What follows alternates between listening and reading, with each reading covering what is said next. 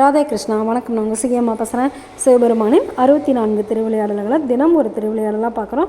அந்த வரிசையில் இன்றைக்கி 37வது திருவிளையாடல் சோழனை மழுவில் வீழ்த்திய படலத்தை பற்றி பார்க்க போகிறோம். நேற்று என்ன பார்த்தா ஞாபகம் இருக்கா? நேற்று ரசவாதம் செய்த படலத்தை பற்றி பார்த்தோம். பொன்னன் நயல் அப்படிங்கிற அம்மா சிவபெருமானோட சிலையை தங்கத்தில் செய்யணும்னு ஆசைப்பட்றாங்க. அதுக்காக சிவபெருமானே சித்திர வடிவத்தில் உலோகங்களெல்லாம் தங்கமாக மாற்றி சிலை செஞ்சு கொடுத்தாரு அப்படின்னு சொல்லி கேள்விப்பட்டோம். நம்மளுடைய ராஜேந்திர பாண்டியனோட வம்சத்தில் சுந்தரேச பாதசேகர பாண்டியன் அப்படின்னு சொல்லி ஒரு ராஜா இருந்தார். அவர் சிவபெருமான் மேலே ரொம்ப ஆழ்ந்த பக்தியாகவும் இருந்தார்.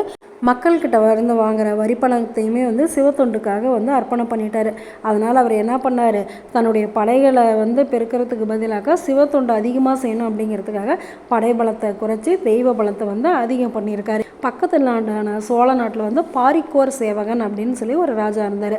அந்த ராஜாவுக்கு இந்த பாண்டிய நாட்டை எப்படியாவது அடைஞ்சிடணும் அப்படின்னு சொல்லி ஆசையாம். அவருக்கு ஏன் பாரிக்கோர் சோழன் அப்படின்னு பேர் வந்தது அப்படின்னாக்கா, 1000 குதிரைகளோட வீரர்கள் வந்தாலும் அவங்களை எதிர்த்து வெற்றியடைகிற திறமை அவருக்கு இருந்துச்சாம்.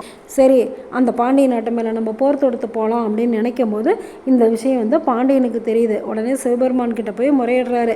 எனக்கு ஒன்றை தவிர வேறு யாரையும் தெரியாது. இப்போ சோழனுடைய படை ரொம்ப பெருசு, என்கிட்ட அந்த அளவுக்கு படைபலம் இல்லையே, நான் என்ன பண்ணுறது அப்படின்றதுமே கவலைப்படாமல் நீ போருக்கு போ, நான் உனக்கு துணையாக இருக்கேன் அப்படின்னு சொல்லி சிவபெருமான் தைரியம் சொல்லி அனுப்புகிறாரு. சரின்ட்டு பாண்டிய மன்னனும் போருக்கு போயிடுறாரு. சோழர்கள் பார்க்கும்போது அந்த சின்ன படை இவங்க கண்ணுக்கு ரொம்ப பிரம்மாண்டமாக தெரியுது. என்னடா அது சின்ன படைன்னு சொன்னாங்க, இவ்வளோ பெரிய படையாக இருக்கே அப்படின்னு சொல்லிட்டு சோழர்களும் என்ன பண்ணாங்க, சலிக்காமல் சண்டை போட்டாங்க. அப்படி அவங்க சண்டை போட்டுட்டு இருக்கும்போதே ஒரு கட்டத்தில் பாண்டிய நாடு தோக்கிற மாதிரி இருக்குது. அப்போ சிவபெருமான் ஒரு வேடர் வடிவத்தில் வராரு. அங்கே இருக்கிற அந்த சோழர்களோட சண்டை போடுறாரு.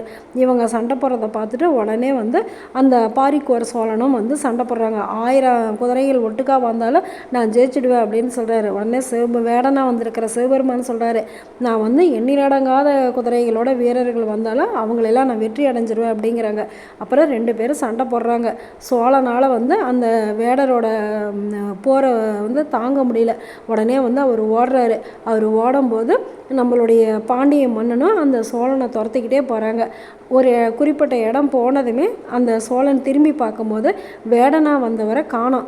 உடனே பாண்டியன் மட்டும்தான் நான் வரேன், அவனை போய் நம்ம எப்படியாவது வெற்றி அடைஞ்சிடணும் அப்படின்னு சொல்லிட்டு சோழன் திரும்பி வரும்போது உடனே பாண்டிய மன்னனும் என்ன பண்ணுறான், திரும்பி நாட்டுக்கே ஓடி வராங்க. அப்படி ஓடி வரும்போது நடுவில் ஒரு மடு இருக்குது, அதாவது ஒரு குளம் மாதிரி ஒன்று இருக்குது.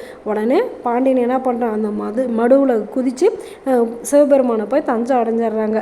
அந்த சோழன் அந்த மடுவில் குதிக்கும் போது சிவபெருமான் அந்த இடத்துல ஒரு சுழலை ஏற்படுத்திடுறாரு. அந்த சுழலில் சிக்கி அந்த சோழன் இறந்துடுறான். தங்கிட்ட இருக்கிற செல்வங்கள் எல்லாமே கடவுளுக்கு சமர்ப்பணம் பண்ணணும் அப்படிங்கிற எண்ணத்தோடு இருக்கிற ராஜாவுக்கு கடவுளே காவல் இருப்பார் அப்படிங்கிறது தான் இந்த திருவிளையாடல் நம்மளுக்கு சொல்லுது. நாளைக்கு என்ன திருவிளையாடல் பண்ண போகிறாரு அப்படின்னு சொல்லி பார்க்கலாமா? நல்லது நினைப்போம், நல்லது நடக்கும், ஆனந்தமாக இருப்போம். Okay, bye. ராதே கிருஷ்ணா.